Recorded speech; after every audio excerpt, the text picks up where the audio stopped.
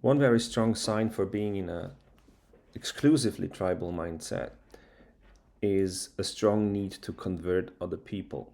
And I previously thought this was a specifically religious phenomenon. But then I experienced it myself in my teens when I was into different forms of philosophy, different philosophical ideologies.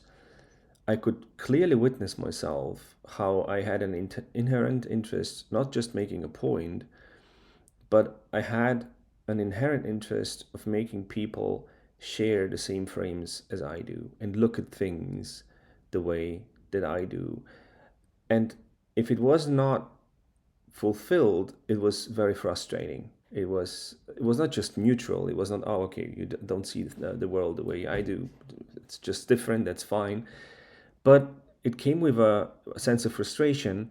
At the same time, when it worked, it also wasn't neutral in the sense that, oh, you now see things as I do, but it felt like making people one of you or one of us. Even though I wasn't really part of any kind of explicit group or any kind of explicit group identity, I certainly had a group identity that I had, if you want, constructed myself and projected myself into the world. I felt like being part of a group, even though there were no other people, at least no close people where I could point to them and say, well, look, these people are my tribe. My tribe was rather individualistically put together by mostly dead people who I had read and I thought were sharing a specific way of looking at the world. And it's funny because here the cohesion between those people actually came from me. So I was kind of creating a frame which connected all of them in a meaningful way and which felt like I was creating a we space in which all of those people, who again were mostly dead philosophers, felt like being part. I'm not sure they would have agreed, and I'm not sure they would have wanted to be part of my group. But still, I felt very clearly the urge when I was talking to other people to not just neutrally making a point and not really making a difference whether people are convinced by it or not, but it felt very strongly like converting people to my side of things, whatever that side might have been. And it's something that's easily observable. This is something that I believe we can do with all ideologies. Again, they don't have to be religious in nature. That's something I've observed in university as well.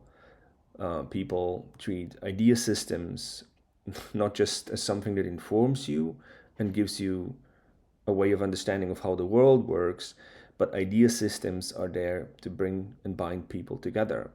They have a tribal aspect to them. And particularly now, I think it's very clear that being progressive and being conservative is not about having certain beliefs about the world that are so radically different from each other, but it is about tribal identity, where there is a need and an urge to not just have an opinion, but to use your opinion as a sign, as a flag post, if you want, to represent which side of things you are on. So which group you are you are on, and it always involves when people are talking to each other, not just a neutral exchange of opinions, but an attempt to move the other side to your own, the people of the other side, to your own side, and make them one of us, right? Make them transform from the category of they or you to the category of we, to have this switching point. And I think this is built into our minds. This is how we think in general. It's not a coincidence, as Wilber once put it, that we have these basic pronouns that distinguish I, we, it. These are basic foundational categories in which we perceive the world.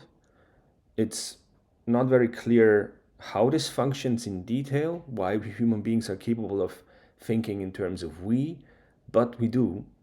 And the moment this is overemphasized, the tribal aspect is overemphasized and not really owned, when you don't see this within yourself, you're strongly convinced of being arguing about facts and about reality, while beneath all of it is mostly unconscious processes that basically program you to argue in a specific way, to think in a specific way, and even to feel in a specific way.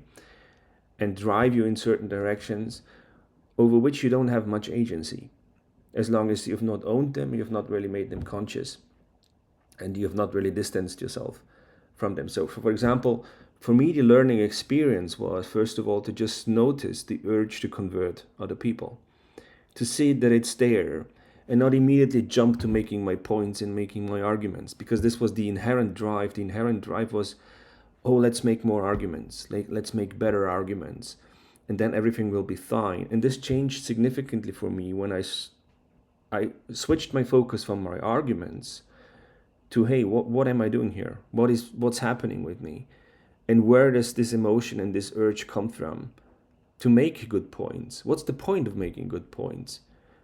And why do I have an urge to change people? Why do I have an urge to make them see things in a different way? Why does it make a difference to me? Why is it important for me? Once I started seeing that, a disidentification happened, as Wilbert describes it pretty well in detail, and you start to see your emotion as an object, and you can start analyzing it, looking at it, and seeing in which contexts it is adequate, because sometimes you can be happy, I think legitimately happy, about sharing specific ideas with other people, but in other contexts it is compulsive. You don't have much of a choice. And when compulsion sets in, I think the process of most of the time actually becomes pathological.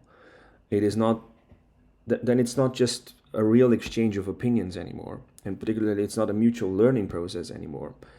But forces are at hand which are basically taking control over how your mind works.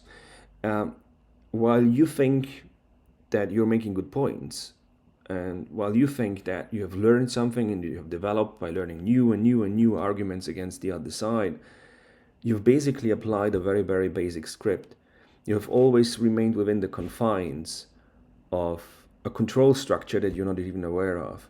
So in other words, you have remained unfree to a certain degree, and oftentimes this is just banal and doesn't have really severe consequences, and people do it and it's just like addiction. Nobody cares about your personal forms of addiction, and oftentimes your addictions are not that harmful, so who cares? But in other cases, these forms of addictive behavior have severe social consequences. And again, I don't think this can be fixed by making better arguments, but the only way I see this changing is by clearly being aware what your impulses are, what your needs are in a given situation, where they come from, and whether they come from a position of relative freedom and sense of self-certainty and knowing who you are and feeling certain about knowing your strengths and your weaknesses and just sharing those with other people and sharing your perspective with other people, or whether your sharing of your perspective with other people comes from a sense of a need to convert, need to convince other people, and need to make other people conform. And these are entirely different starting points. From these entirely different forms of exchange with other people originate.